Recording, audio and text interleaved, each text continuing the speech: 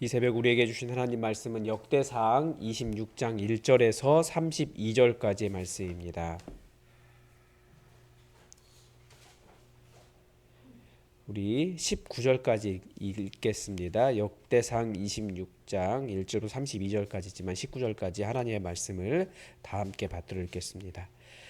고라 사람들의 문지기 반들은 이러하니라. 아삽의 가문 중 고레의 아들 무셀레미아의 아들들인 맏아들 스가랴와 둘째 여디야엘과 셋째 스바디아와 넷째 야드니엘과 다섯째 엘람과 여섯째 여호하난과 일곱째 오베데돔의 아들들은 맏아들 스마야와 둘째 여호사밧과 셋째 요아와 넷째 사갈과 다섯째 느다넬과 여섯째 암미엘과 일곱째 이사갈과 여덟째 부울레데이니 이는 하나님이 오벳에돔에게 복을 주셨습니다. 그의 아들 스마야도 두어 아들을 낳았으니 그들의 조상의 가문을 다스리는 자요 큰 용사라. 스마야의 아들들은 오드니와 르바엘과 오벳과 엘사벳이며 엘사밧의 형제 엘리후와 스마갸는 능력이 있는 자니 이는 다 오벳에돔의 자손이라. 그들과 그의 아들들과 그의 형제들은 다 능력이 있어 그 직무를 잘하는 자니 오벳에돔에게서 난 자가 62명이요 또 무셀레미아의 아들과 형제 18명은 능력이 있는 자라. 무라리 자손 중 호사에게도 아들들이 있으니 그의 장자는 시므리라. 시므리는 본래 맏아들이 아니나 그의 아버지가 장자로 삼았고 둘째는 힐기야요 셋째는 드발리야요 넷째는 스가랴이니 호사의 아들들과 형제들이 13명이더라.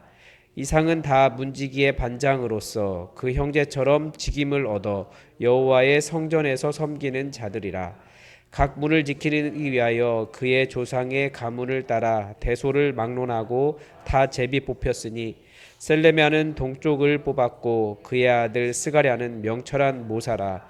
모사를 위하여 제비 뽑으니 북쪽을 뽑았고 오베데돔은 남쪽을 뽑았고 그의 아들들은 곳간에 뽑혔으며 숫빔과 호사는 서쪽을 뽑아 큰 길로 통한 살레겟 문 곁에 있어 서로 대하여 파수하였으니 동쪽 문에 레위 사람이 6이요 북쪽 문에 매일 4사람이요 남쪽 문에 매일 4사람이요 곳간에는 둘씩이며 서쪽 뜰에 있는 큰 길에 4사람이 그리고 두대 2사람이라. 고라와 무라리 자손의 문지기의 직책은 이러하였더라. 아멘.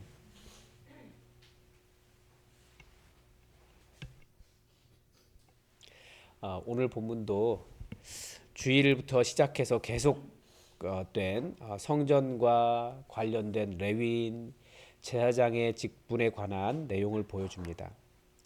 뭐 정확하게 일치한다라고 말하기는 어렵지만 이 건물에서부터 그 건물 중심부에서 점점 주변부로 이렇게 확장해 가는 형태를 보여줍니다.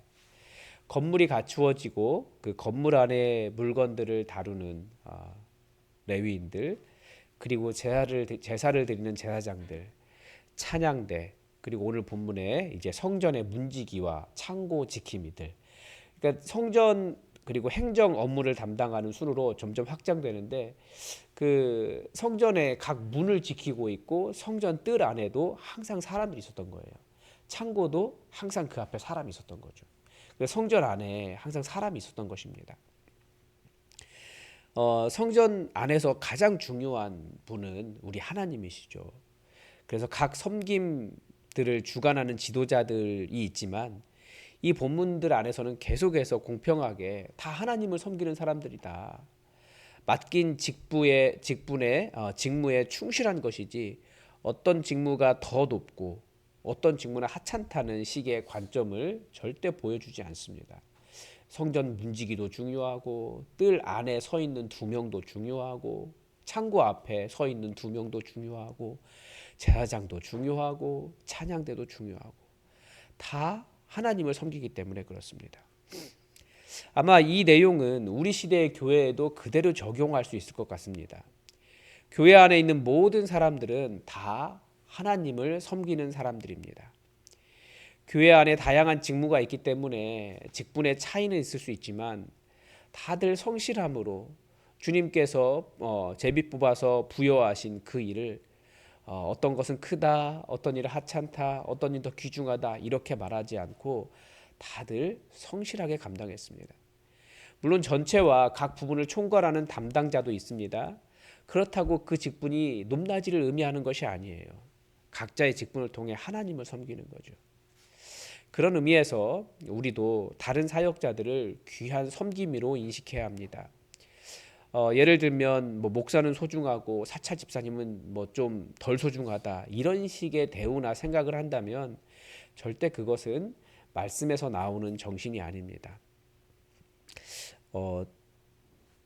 어쩌다 보니 저는 계속 음향을 보는 일을 해왔습니다. 그래서 어느 교회에서 집회를 하든지 항상 주로 방송실 담당을 했었습니다.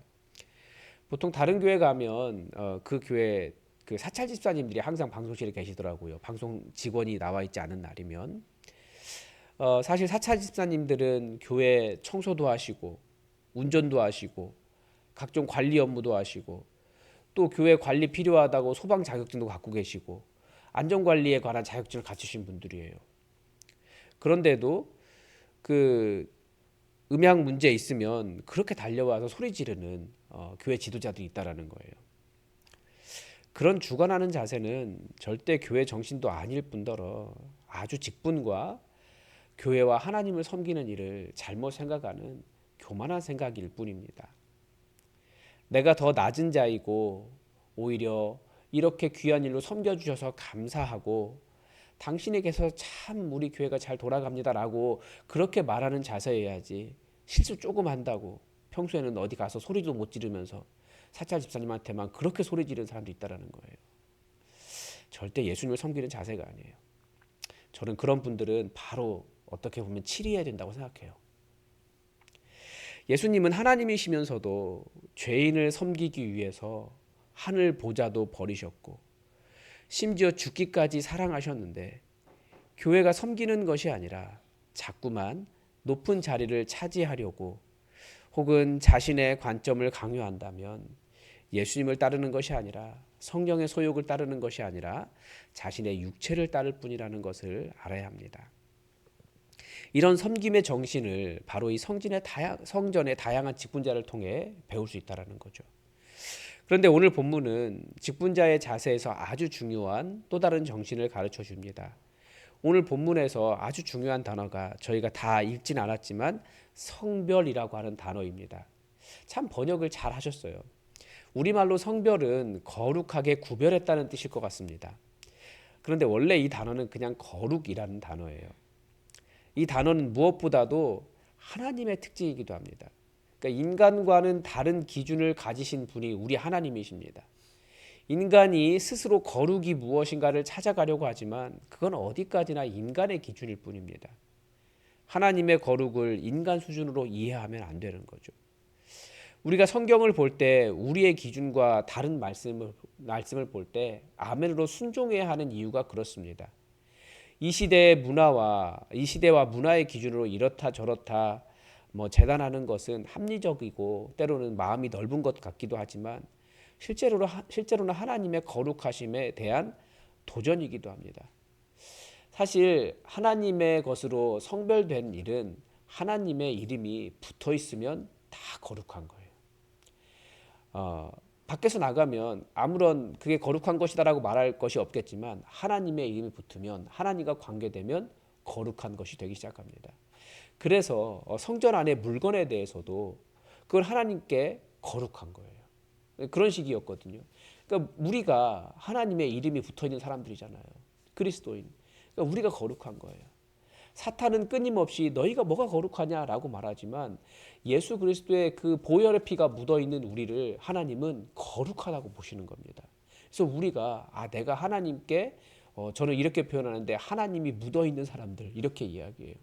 우리 거룩한 사람들이라는 거죠. 오늘 본문이 이 문지기와 창고지기에 대해서 설명을 해줍니다. 문지기와 창고지기는 지키는 사람이죠. 성전 안에 문지기는 성전 안에 들어오면 안 되는 것을 지키는 사람들입니다. 그 기준이 하나님의 것, 성별된 것이라는 거죠. 그래서 우리는 다 성별된 것을 위해 성별된 업무를 가진 사람들입니다. 창고 지킴이도 다양한 계층에서 하나님께 정성을 다해 드린 것을 지킨 사람들이었습니다. 그때도 지키는 기준은 이것이 하나님과 관련된 성별된 것이기에 구별된 마음으로 거룩하게 지키는 것입니다. 성전은 단순한 건물이 아니고 성전 안에 들어와 있는 물건들도 단순한 물건이 아닙니다. 그냥 눈에 보기에는 뭐 어떤 것은 구리로 됐고 어떤 것은 나무로 되어 있고 그냥 장소일 뿐이에요. 건물일 뿐이고. 그러나 하나님이 묻어 있으면 그 모든 것이 거룩해집니다. 이 사람도 마찬가지인 거죠. 하나님께 바쳐진 사람은 거룩한 사람입니다. 오늘 이 많은 인물들 중에서 특히 이 오벳 에돔의 집안을 주목합니다. 오벳 에돔이 무엇을 지켰습니까? 하나님의 법궤가 두려움의 대상이 되어서 사람들로부터 멀리 치워져 있었을 때, 다들 두려워할 때 그 법궤를 지키는 사람들이 이 오벳 에돔의 집안이었습니다. 하나님은 이 오벳 에돔뿐 아니라 그의 자녀들에게도 다양한 복을 주셨습니다. 용사가 되게 하셨고 직무를 잘 감당할 수 있는 능력도 주셨고 자손도 많게 해주셨습니다. 하나님의 거룩이 묻은 성별된 자는 하나님의 복을 받는다라고 하는 것을 보여주죠. 성별은 무엇보다도 하나님께 바쳐졌다는 뜻입니다. 돈은 그냥 돈이지만 오늘 본문에 나오는 다윗의 군대나 군대 장관들이 바친 것들은 다 전쟁을 통해서 얻은 피 묻은 것이라고 말할 수도 있어요. 그러나 하나님께 바쳐지는 순간 그것은 하나님의 것이 됩니다. 이게 성별입니다. 그러니까 우리를 돌아보면 우리는 그저 사람이고 또 죄인이기도 하지만 예수 그리스도의 피가 우리에게 묻는 순간 우리 자체가 하나님께 바쳐진 거룩한 자들인 거라는 거예요. 그러면 지키는 일이 우리에게 필요한 거죠. 우리가 거룩하기 때문에 우리를 지키는 것입니다. 우리가 가진 것도 그렇습니다. 그래서 우리는 지키는 사람이에요. 잘 지켜야 합니다. 우리 스스로를 잘 보존해야 됩니다. 거룩하니까. 돈을, 그 물건을 지키는 것이 아니라 하나님의 거룩함을 지키기 위해서 일하는 것입니다. 우리가 하나님께 바쳐진 자들이라는 것을 기억하고 예전에는 어떤 상태였는지 하나님의 이름에 부끄럽지 않도록 우리를 지켜갈 수 있기를 바랍니다. 오늘 우리가 성결에 대해서 아주 짧게 보았지만 하나님은 계속해서 우리에게 성결을 명령하십니다. 너희는 거룩하라. 내가 거룩하니 너희도 거룩하라. 하나님을 닮아가라는 뜻입니다. 그래서 우리가 세상 기준으로 거룩이 아니라 거룩하다라고 말하면서 이렇게 뭐 목소리를 좀 깔고 뭐 옷 매무새를 다르게 하고 외모를 다르게 하고 그게 아니라 내 안에 예수님이 묻은 자로서 예수님의 이름에 합당한 그러한 예수님의 사랑과 은혜로 넘치는 말씀으로 가득 찬 진정한 거룩이 우리 안에 이루어질 수 있기를 바랍니다. 오늘도 하나님의 뜻이 우리에게 이루어지기를 주기도문으로 기도하겠습니다. 하늘에 계신 우리 아버지, 아버지의 이름을 거룩하게 하시며 아버지의 나라가 오게 하시며 아버지의 뜻이 하늘에서와 같이 땅에서도 이루어지게 하소서. 오늘 우리에게 일용할 양식을 주시고 우리가 우리에게 잘못한 사람을 용서하여 준 것 같이 우리 죄를 용서하여 주시고 우리를 시험에 빠지지 않게 하시고 악에서 구하소서. 나라와 권능과 영광이 영원히 아버지의 것입니다. 아멘. 여러분, 제가 오늘부터 세미나에 다녀옵니다. 토요일까지 다녀오는데 안전하게 다녀올 수 있도록 기도해 주시고 또 제가 없는 동안에도 교회가 평안하게 해주시고 여러분 내일 새벽의 자리는 더욱더 많은 분들이 나와서 이 자리를 지켜주시기 바랍니다. 그리고 우리에게 계속해서 주의 성령을 부어달라고 기도합시다. 정말 주의 성령께서 오셔서 우리 안에 소원을 두고 우리 안에서 행하시는 하나님의 음성을 듣고 우리가 감당할 수 없는 일도 감당하는 성령의 능력이 우리 가운데 있게 해달라고 기도합시다. 그리고 우리 교회에 하나님께서 평안하고 든든하게 제대로 세워달라고 정말 하나님의 교회 제대로 되게 해달라고 기도해 주시고 여전히 우리 안에 있는 많은 화류들을 위해서 여러분 함께 기도해 주시기 바랍니다. 다 함께 기도하겠습니다.